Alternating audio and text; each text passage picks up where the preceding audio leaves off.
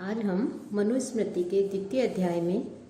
वर्णित अभिवादन विधि के विषय में अध्ययन करेंगे कि अभिवादन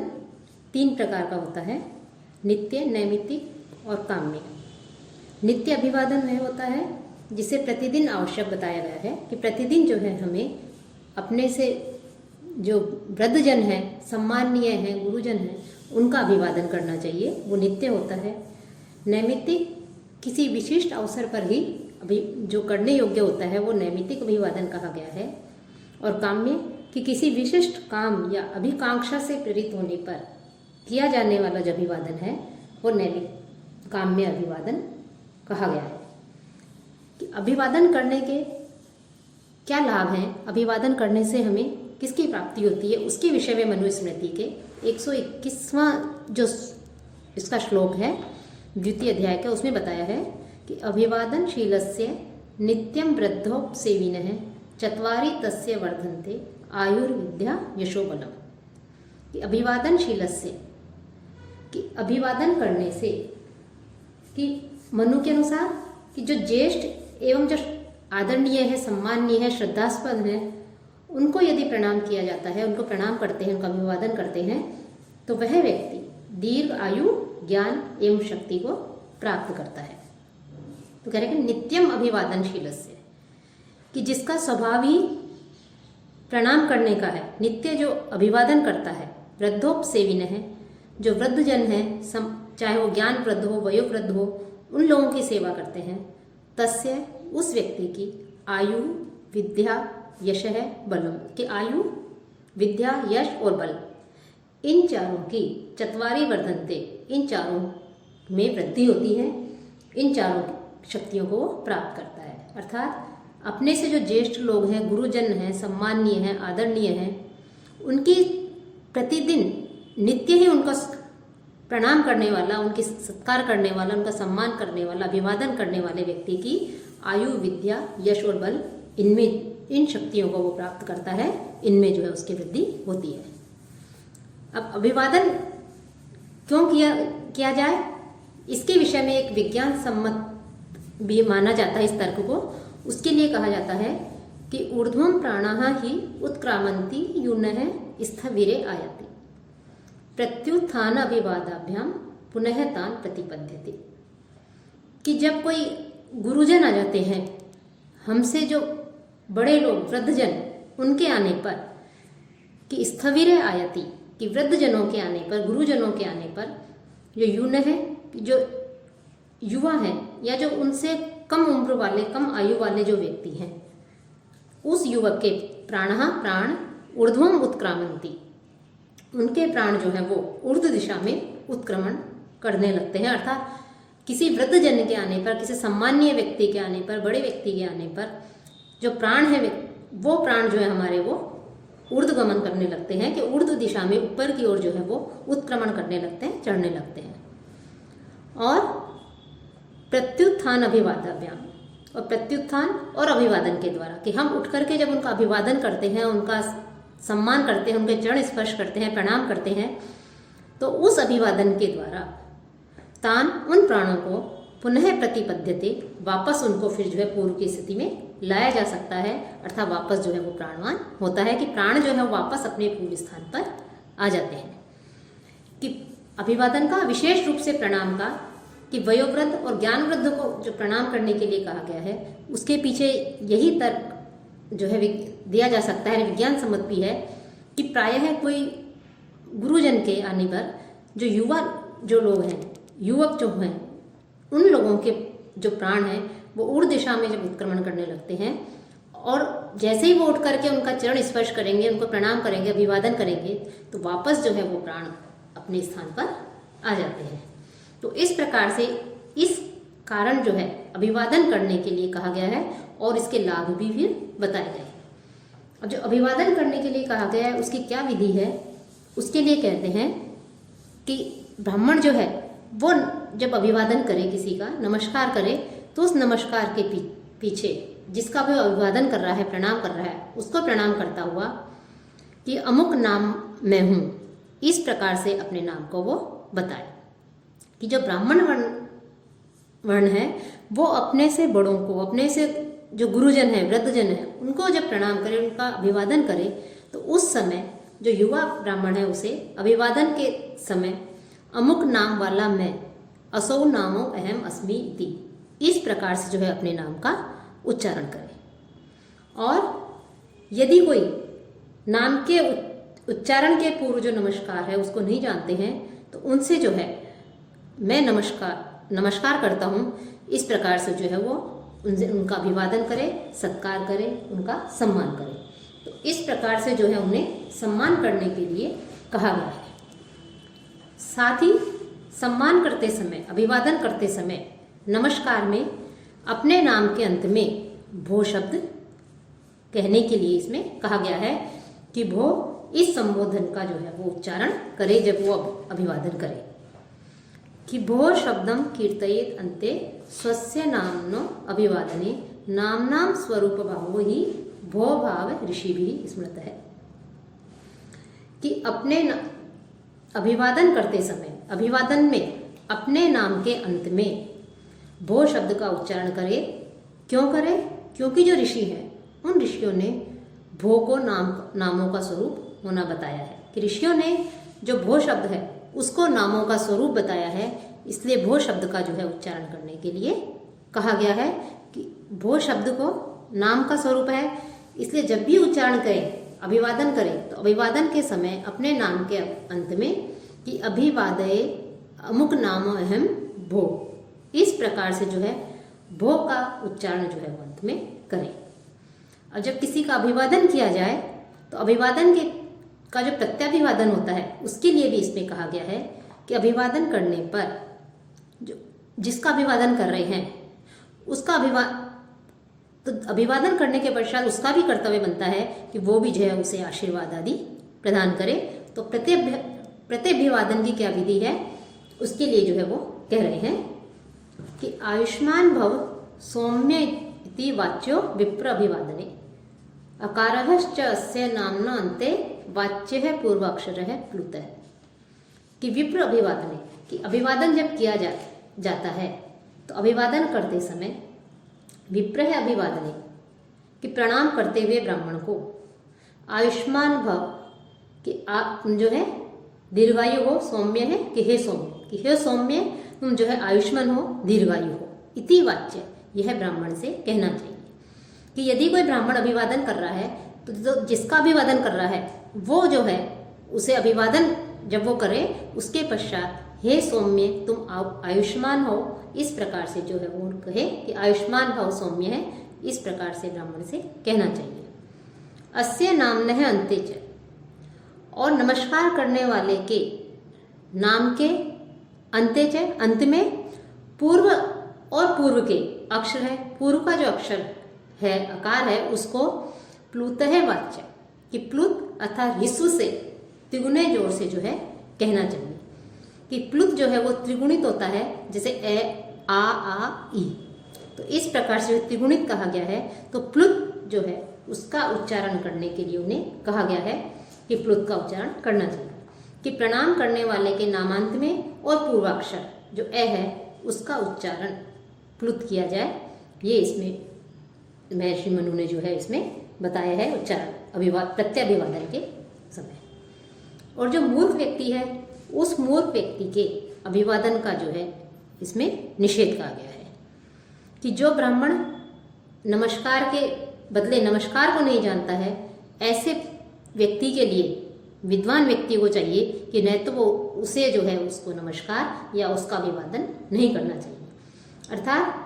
प्रणाम के उत्तर में यदि कोई प्रति प्रणाम नहीं करता है, उसको प्रत्यभिवादन नहीं करता है,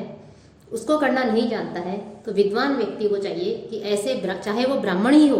तो ऐसे ब्राह्मण को भी कभी भी प्रणाम नहीं करना चाहिए। क्योंकि प्रत्यभिवादन शून्य ऐसा ब्राह्मण तो जो है शूद्र के समान उसे माना गया है। और जब परस्पर में आपस में मिलते हैं तो ब्राह्मण से जो है कुशलता पूछनी चाहिए, क्षत्रिय से अनाम, क्योंकि ब्राह्मण का कार्य है यज्ञ करना कराना, दान देना लेना, हवन करना कराना, अध्ययन अध्यापन, इसलिए उसका आरोप कुशल रहना आवश्यक है, तो उससे कुशलता पूछनी चाहिए। क्षत्रिय का कार्य है रक्षा करना, राज्य चलाना, इसलिए उससे अनामय और वैश्य से भी जो है क्षेम पूछना चाहिए। इस प्रकार का जो है उन्हें कहा गया है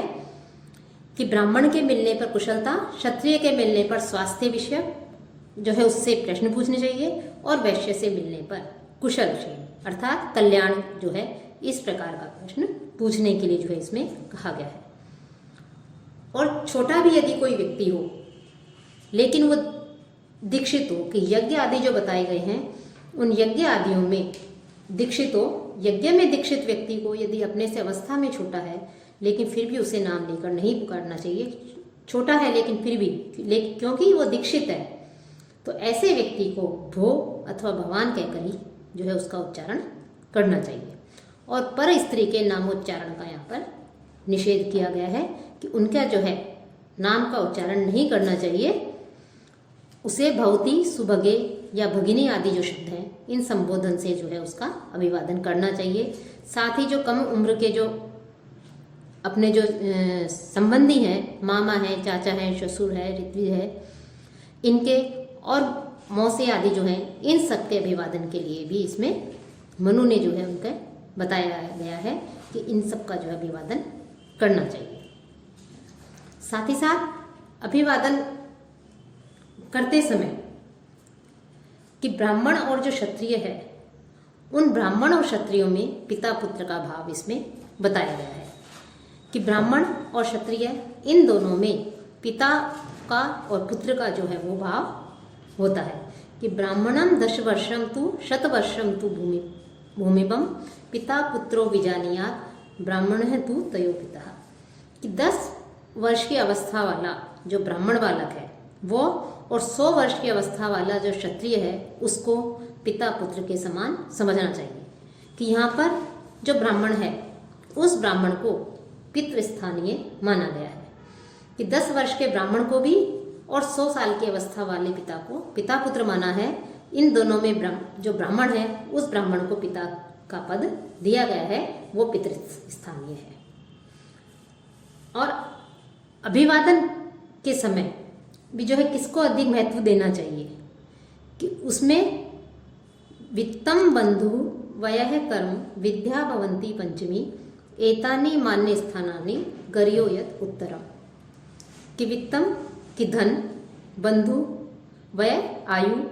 कर्म और विद्या, पंचमी विद्या और विद्या, ये जो पांचों जो है ये एतानि मान्य स्थाना, ये सभी पांचों जो हैं मान्यता के स्थान है। कि धन, बंधुत्व अर्थात भ्रातृत्व, आयु, कर्म और विद्या, ये 5 जो है मान्यता के कारण हैं। और इनमें जो उत्तरोत्तर है यद्यत उत्तरम तद गरियो भवति, इनमें जो जो उत्तरोत्तर है कि जो जो बाद वाला है वो जो है अधिक श्रेष्ठ है। अर्थात इनमें उत्तरोत्तर श्रेष्ठता जो है मनु ने बताई है कि धन से बंधुत्व बड़ा होता है और जो बंधुत्व है उससे आयु, उम्र अधिक श्रेष्ठ है, उम्र से अधिक श्रेष्ठ कर्म है, अर्थात उम्र से कर्म अधिक महत्वपूर्ण माने गए हैं। और कर्म से भी ज्ञान को अधिक महत्व देना चाहिए कि कर्म से भी विद्या जो है सर्वश्रेष्ठ है, विद्या गरीयसी है। तो इस प्रकार से विद्या जो है उस विद्या को सबसे अधिक महत्व जो है इसमें मनु ने दिया है। और इनमें जहाँ तक सम्मान करने की बात है, उस सम्मान करने में जो 3 वर्ण हैं उन तीनों वर्णों में जिस वर्ण के व्यक्ति में जो ये वित्तादि गुण बताए गए हैं, इन गुणों में जो सर्वाधिक गुण होते हैं कि जिसके पास वित्त भी है, बंधुजन भी है, उम्र में भी वृद्ध है, वयोवृद्ध है, कर्म भी सत्कर्म करने वाले हैं और विद्यावान भी है, गुणवान भी है, तो वह सबसे अधिक सम्मान करने योग्य है।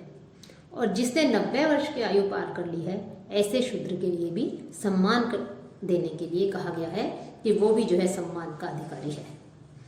साथ ही सम्मान के अधिकारी बताए हैं इनको, तो जो सम्मानीय होते हैं उन सम्मानीय लोगों को भी यदि हमारे मार्ग में यदि सम्मानीय लोग आ जाएं, अभिवादन के योग्य जो लोग आ जाएं, तो उन लोगों में से किसको रास्ता देना चाहिए, अर्थात सम्मान पूर्वक उनको मार्ग दे देना चाहिए। किसको मार्ग जो है, हम मार्ग में जा रहे हैं और रास्ते में यदि कुछ व्यक्ति दिखाई दें तो उसमें से किसको सर्वप्रथम मार्ग देने के लिए कहा गया है कि उनको जो है मार्ग देना चाहिए। कि चक्रिणो दशमे स्तस्य रोगिणः भारिणः स्त्रियः स्नातकस्य च राज्ञश्च पंथा देयो वरस्य च।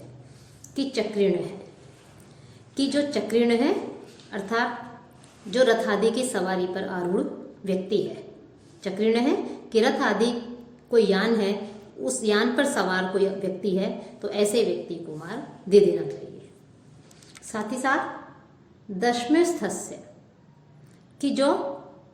90 वर्ष से अधिक अवस्था वाला है अर्थात वृद्ध है, तो ऐसे अधिक अवस्था वाले को, अति वृद्ध को,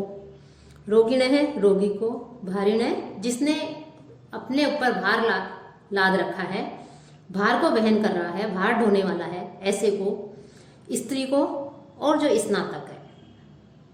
उसको, और जो राजा है उस राजा को। साथ ही साथ वरस्य च, और यदि रास्ते में कोई वर दिख जाए, दूल्हा आ रहा है, कोई वर आ रहा है तो उसको जो है पंथा दे, उसको जो है मार्ग दे देना चाहिए। कि यहाँ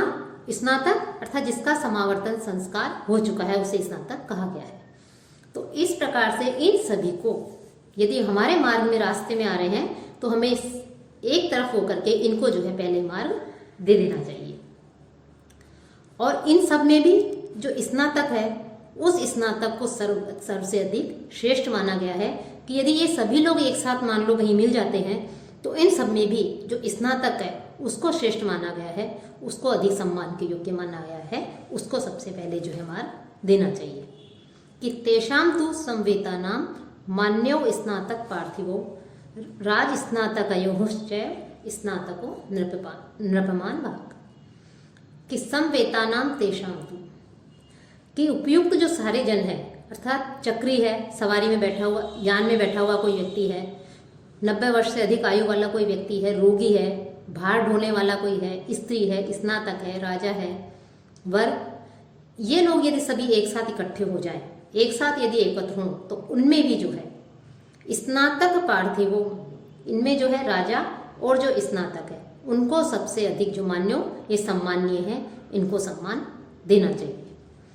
और राज स्नातक यो, और राजा और स्नातक इन दोनों में भी किसे अधिक श्रेष्ठ बताया गया है, स्नातक एव नृपमान भाग भवति। कि स्नातक भी राजा के द्वारा सम्मान पाने के योग्य है। कि अर्थात इन सब में तो स्नातक और राजा ये दोनों श्रेष्ठ हैं, इन दोनों सम्मान के योग्य हैं, अभिवादन के योग्य हैं, इनको मार्ग दे देना चाहिए। लेकिन स्नातक जो है वो राजा से भी अधिक मान्य बताया गया है, सम्माननीय बताया गया है, सम्मान पाने का वो अधिकारी है, इसलिए उसे सबसे पहले मार्ग देना चाहिए। साथ ही इसी अध्याय में जो है मनु ने कि जो आचार्य है, उपाध्याय है, गुरु, ऋत्विक, इनकी जो है परिभाषा दी है, वो हम अगले व्याख्यान में अध्ययन करेंगे। तो इस प्रकार से जो है यहाँ पर अभिवादन विधि के विषय में मनु ने बताया है, किस प्रकार से कैसे अभिवादन करना चाहिए। अब सम्मान केवल, कुछ लोगों का सम्मान तो केवल आसन से उठ जाने में हो जाता है, अभिवादन की आवश्यकता नहीं पड़ती। लेकिन कुछ के लिए जो है उठ करके जो है अभिवादन करने के लिए कहा गया है कि ब्राह्मण को किस प्रकार से जो है अपने